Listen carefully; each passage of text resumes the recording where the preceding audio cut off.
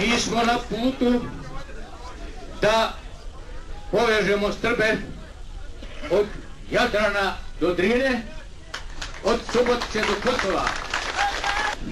Zadnji Brijunski ustav je dokrajčio Jugoslaviju i doveo je na rub katastrofe, zahvaljujući pokojnicima koji su otišli na onaj svijet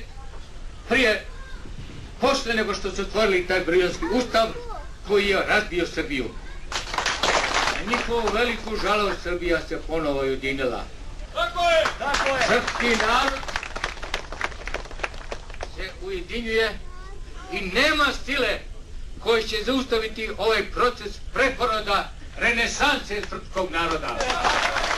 Srpska demokratska stranka ne priznaje republičke granice.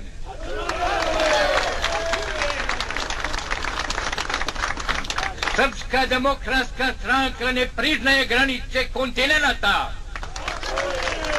Nije zato čudo što doživljavamo takve oduševljenje, takve simpatije s onu stranu Drine i s onu stranu Dunava.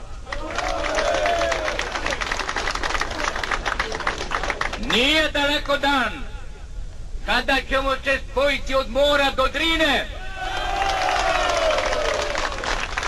Nema te sile koja će sprečiti da se ujedini srpski narod.